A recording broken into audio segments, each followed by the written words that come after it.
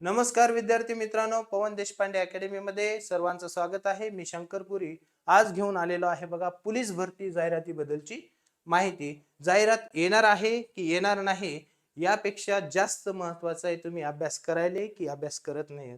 तुम्ही अभ्यास करणं फार गरजेचं आहे. अभ्यासाशिवाय कुठलीच पद किंवा कुठलीच पोस्ट तुम्हाला मिळणार नाही आहे. त्यासाठी तुम्ही अभ्यास करणं खूप गरजेचं आहे. उगाचाच उद्या करतो किंवा करून बघतो ह्या गोष्टी फालतूच्या आहेत. ह्या गोष्टी तुम्ही करू नका. ह्या गोष्टी जर तुम्ही करत बसाल तर तुम्ही 100% फेल होणार आहात आणि त्याच मार्गाने तुम्ही जाणार आहात.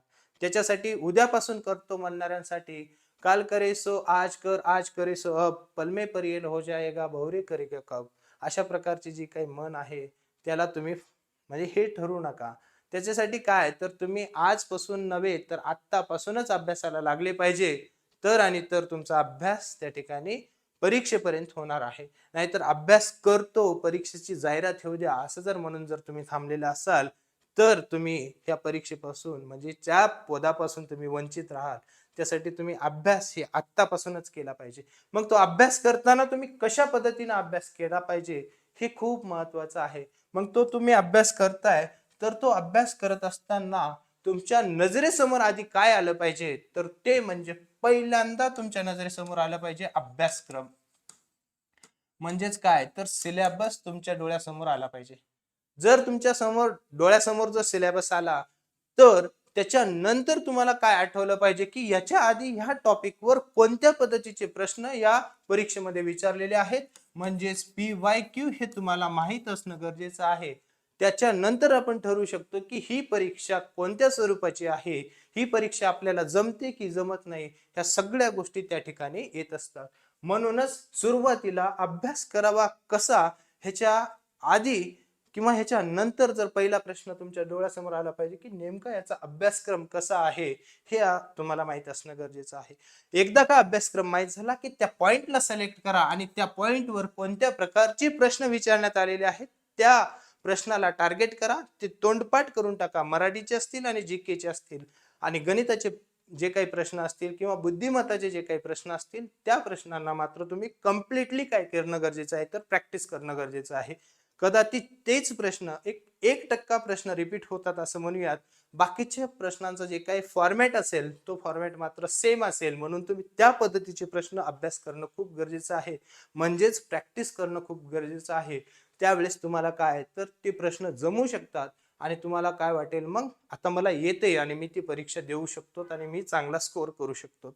त्यानंतर बघा तुम्ही पुस्तके कोणती वाचली पाहिजे. आता बघा पुस्तकं कोणती वाचली पाहिजेत हे आपण थोड्या वेळानं बघूयात. त्याच्यानंतर किती वेळ अभ्यास करावा हे खूप महत्वाचा मुद्दा आहे बघा. काही जण म्हणतात मी 8 तास अभ्यास करतो, मी 12 तास अभ्यास करतो. काही जणांचं 12 तास अभ्यास करून पण सिलेक्शन होत नाही. तर बघा तुम्ही 6 तास अभ्यास डेली करा पण त्या 6 तासातलं जे काही तुमचं अभ्यासाचं नियोजन आहे ते मात्र 100% अभ्यासच असला पाहिजे.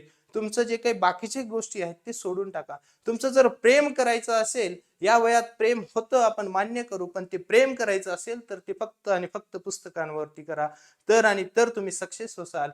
तर आणि तरच तुम्ही सक्सेस होसाल. अदरवाईज काय होईल तुमचा वेळ जाईल आणि वेळ गेल्यानंतर तुम्ही त्या पदापासून दूर राहसाल आणि पद दूर गेलं तर सगळेच लोक दूर जातात. त्यासाठी तयार असले पाहिजे. कशासाठी तर किती वेळ अभ्यास करायचा तर तुम्ही अभ्यास सिलेक्ट करा की मला 6 तास करायचं आहे.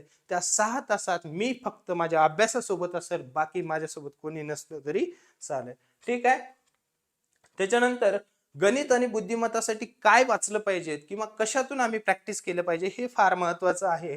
तर बघा स्वतः पवन देशपांडे सर गणित व बुद्धिमत्ता शिकवतात आणि स्वतः पवन देशपांडे सरांनी 2-2, 3-3 वेळेस टॅली करून परीक्षेला कशा पद्धतीने प्रश्न येत आहेत तशा पद्धतीचे प्रश्न म्हणजेच त्यांनी त्यांच्या नोट्समध्ये कव्हर केलेले आहेत आणि तशाच पद्धतीचे प्रश्न आपल्याला परीक्षेमध्ये येऊ शकतात.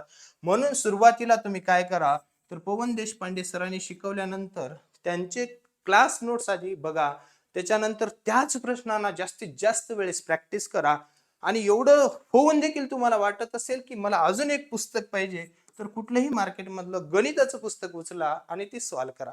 मग ते कोणाचंही असू द्या. तर पंढरीनाथ राणे बरेच जण वापरतात तर ते तुम्ही देखील वापरू शकता. आणि त्याच्यानंतर हे फास्ट ट्रॅकचं एक पुस्तक आहे ते देखील तुम्ही वापरू शकता. त्याचा तुम्हाला फायदा होईल. त्याच्यानंतर बघा मराठीसाठी तुम्ही काय वापरू शकता, तर मराठीसाठी बघा आपल्याकडे निलेश राठोड सर आहेत. हे खूप छान पद्धतीने मराठी शिकवतात.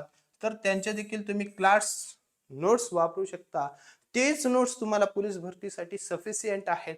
पण तेही करून तुम्हाला जर वाटलं की नाही मला हे पुस्तक आता अपेक्षित नाही आहे, मी आता ह्याच्या सॉरी नोट्स अपेक्षित नाही आहेत, ह्याच्या पलीकडे पण मी अभ्यास करू शकतो, तर मोरा वाळंबे सरांचं पुस्तक तुम्ही त्या ठिकाणी वापरू शकता. मोरा वाळंबे सरांचं जर मराठीचं पुस्तक वापरलं तर महाराष्ट्रातील सर्वच परीक्षा मराठी ज्या ज्या परीक्षेला आहे त्या सगळ्याच परीक्षा त्या ठिकाणी कव्हर होतील. त्याच्यानंतर जर तुम्हाला वापरायचं असेल तर बाळासाहेब शिंदेचं पुस्तक तुम्ही वापरू शकता. त्यानंतर बघा आपण ज्याला जज करू शकत नाहीत, म्हणजे असं काय असते तर जीके आणि जीएस म्हणजे जनरल नॉलेज आणि जनरल स्टडीज. तर त्यामध्ये बघा 6 विषय असतात: राज्यघटना, इतिहास, विज्ञान, चालू घडामोडी, भूगोल आणि अर्थशास्त्र. तर कोणत्या विषयाला आपण किती वेटेज दिलं पाहिजे, तर हे बघा जीकेचं कसं आहे की आपण एक्झॅक्ट सांगू नाही शकणार की ह्या विषयाला एवढं जास्त वेटेज येते. पण परीक्षेचा जर फॉर्मॅट पाहिला, जर PYQ जर पाहिले, तर आपण असं म्हणू शकतो की राज्यघटना, इतिहास, विज्ञान आणि भूगोल या 4 विषयांवरती जास्तीत जास्त प्रश्न आपल्याला परीक्षेला आलेले दिसत आहेत. मग आपण त्या 4 विषयाला आधी फोकस केलं पाहिजे. त्यानंतर 5वा विषय आपल्यासाठी चालू घडामोडीचा असला पाहिजे आणि त्याच्यानंतर आला तर एखादा 2 प्रश्न आपल्याला अर्थशास्त्रावर येतात, मग तिथं आपण फोकस केलं पाहिजे. बघा जीके कसं आहे, जीकेचं हे आपण लिमिटेशन्स आणू शकत नाही, म्हणजे ते अमर्यादित आहे. जीकेचं नॉलेज एवढं सारं आहे की कुठून प्रश्न कसा बनेल हे आपण निश्चितपणे सांगू शकत नाही. पण आपल्या परीक्षेला नेमकं काय येतं, काय येऊ शकतं आणि कशा पद्धतीचे प्रश्न बनू शकतात हे मात्र आपण सांगू शकतो, त्याचा अंदाज मांडू शकतो on the basis of only PYQ. म्हणजे फक्त PYQs वरच आपण ठरवू शकतो की कशा पद्धतीचे प्रश्न त्या ठिकाणी बनू शकतात. म्हणूनच तुम्ही आधी आलेल्या परीक्षेला कोणत्या पद्धतीचे प्रश्न आलेले आहेत हे बघणं फार आणि फार महत्वाचं आहे.